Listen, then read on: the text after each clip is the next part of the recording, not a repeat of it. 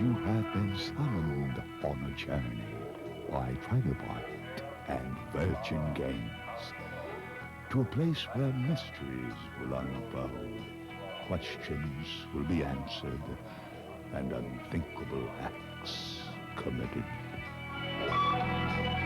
Let's take the time to find out what's inside. Away from all this wind and rain. The six arrive. The fire lights their eyes. Invited here to learn to play the game.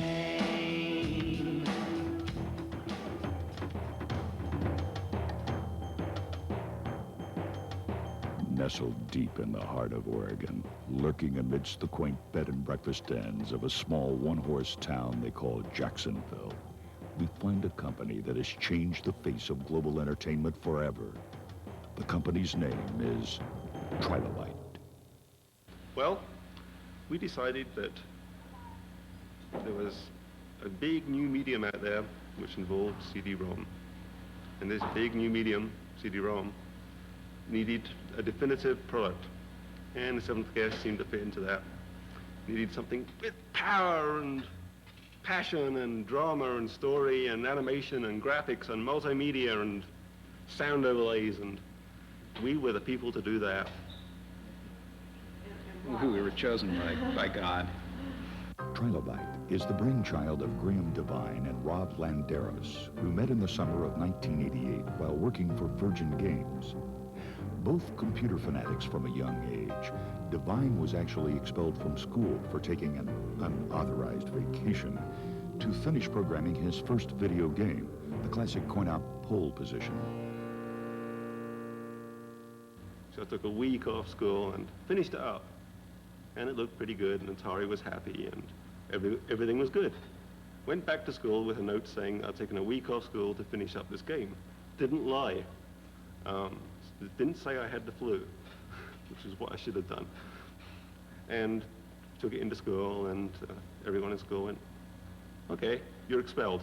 Both Devine and Landeros drew upon their colorful pasts and interests in the macabre to breathe life into the Seventh Guest. And the whole horror genre really appealed to us, doing an interactive version of Clue combined with David Lynch-like effects. And this is what we basically outlined to Matthew. We have this house that's going to be haunted, and the villain's going to be an evil toy maker, and his house is going to be filled with evil toys. With a groundbreaking game like The Seventh Guest, it was necessary to enlist the talents of the professional horror novelist, Matthew Costello. As I said, when I got involved to write the script for The Seventh Guest, it was essentially another writing job. Writers, of course, like a lot of people in creative field exist when they freelance, from job to job. It was a nice job, it was an interesting job, but nothing I thought of unusual note. It's only when I got involved and I saw what Trilobite was actually up to that I realized that there was potential for something extraordinary here. Most people who write novels are used to telling one story. They tell a story in sequence from beginning to end with 2 or 3 viewpoints. And that's a nice, neat way to work. You can just sit down every day and move the story a little bit further. My first writing was for games, doing interactive game novels, and then interactive role-playing adventures for Batman, for games like Call of Cthulhu, which is a horror game, for science fiction interactive novels. So I was used to handling multiple plots. So when this came up, it was something I was familiar with, cutting and dicing. What I wasn't prepared for was the fact that it was really had to be a film script in about 50 or 60 sections. Originally, we're going to try to find a Gothic-style Victorian house and take our cameras in there and take a bunch of photographs of the interiors, kind of a 360-degree pan of interior of various rooms. But that became unfeasible, and it wasn't until Robert Stein came around and showed us how we could render, that it was truly feasible to render a room in 3D Studio. Okay, this is the first module of 3D Studio's 5 modules. This is called the 2D Shaper. In it, we can create a 2D shape like this circle. We import the circle into the next module called the 3D Lofter. This circle can be moved along a path. In this case, we have a straight path in which we will move our circle. A preview will give us an example of what the object would look like in 3D. Once we've decided to make our object, we can move that object and all other objects we make into the 3D editor. We can put them together in order to create anything we want, such as this chair. Small objects like this can be rendered in a relatively small amount of time, approximately 30 to 40 seconds for a complete 24-bit image like this. However, rooms such as the foyer and hallway system in the 7th Guest are extremely large and will take up to 20 to 40 minutes per frame to render, and there's over 1,000 frames for that whole system. I knew Graham and Rob for several years working at Virgin Games. I had left Virgin and moved to Seattle, and they had informed me that they were planning to form their own company, so when the opportunity arose, I jumped to it. Having known them, I felt I could work competently with them. And they were originally intending to shoot the entire game with video. They were aware that I was working with 3D Studio and rendering, and they asked to see some samples of what I could do. And I produced one room, a room that was never used in the game. And it was satisfactory enough to convince us that we could get by quite well using the 3D program for the entire house while still using video for the actors. Action! I have always wanted to be president. Possibly president of a bank. Playing with staff will be a breeze. I will surely win. Cut! My name is Deborah Mason, and I directed the live action for the 7th Guest, and I acted as the character Martine Burden. Reach out with the camera. Roll your eyeballs. This particular type of acting is a new technology. Feature film acting has been around for about 100 years and is a series of angles, close-ups on the person. It's almost as if the actor is thinking the situation. With this particular type of shooting, we had the camera locked down. Everything was from a long shot, a long angle. And it was difficult getting the facial emotion across. Instead of just a simple darling, we would have to use whole body movements. Darling! Similar to that with everything. In that way, it was similar to stage and having an audience. The most difficult part was staying on our mark, cueing the actors to work around different positions on a stage with your virtual reality, your imagined furnishings. We had a difficult time not walking through things all of the time. Hey, maybe we really can do this.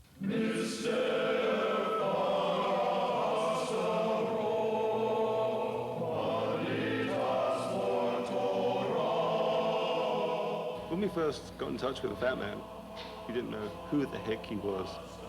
And, you know, we didn't know that he was larger than life or that he was such a, you know, musical genius.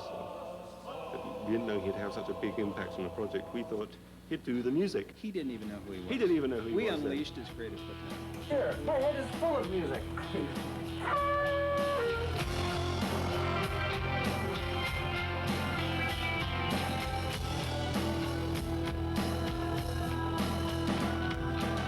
Here I am. This is my team. I'm the Fat Man. 7th Guest. Dave Govett, Wing Commander, lots of stuff. Joe McDermott, baseball, lots of other stuff. Kevin Phelan, just sits around. I've got a piano for one character. I've got an oboe for another character. I've got a muted trumpet for another character. And they're all reflecting the personality of the character. The muted trumpet is sexy. The oboe is kind of doddering. The piano is a piano bar. there's a circus, there's an organ like from a circus sideshow, and that's for the musician. He's a mysterious guy, or he wants to be a mysterious guy, so it's not really mysterious. Pseudo-mysterious, you know, pseudo-mysterious. It's a musical style, really.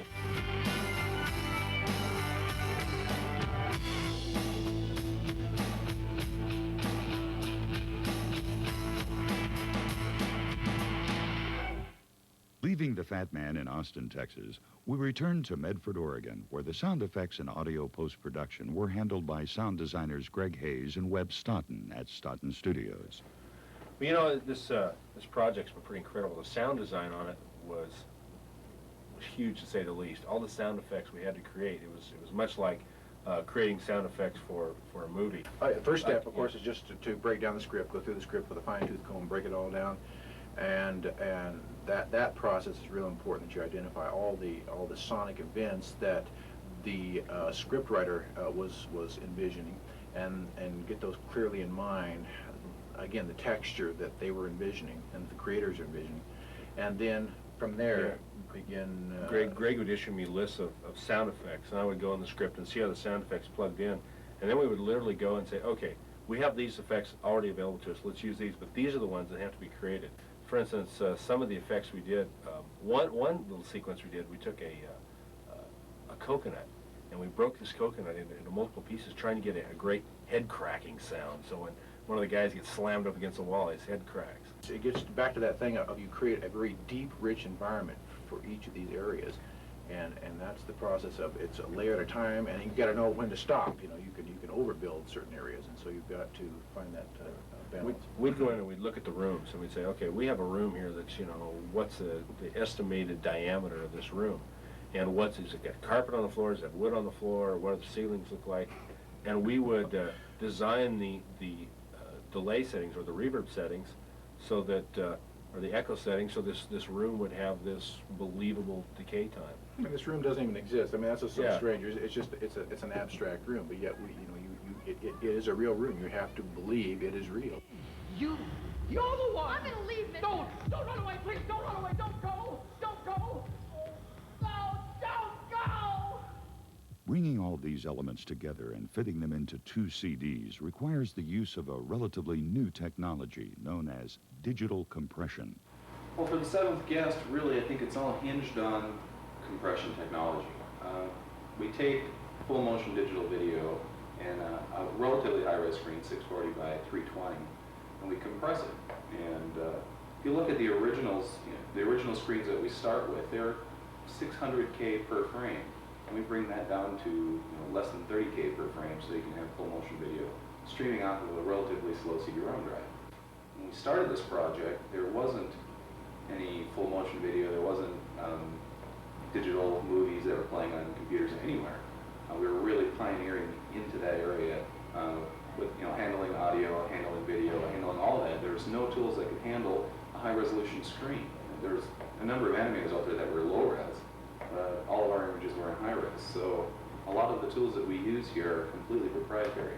Basically, there were no tools for doing the seventh guest when we started out on this project, and fortunately some right ones came along, and what wasn't available, Graham made. While creating such an avant-garde software product proved challenging, Devine and Landeros expressed no regrets for undertaking this highly anticipated multimedia endeavor.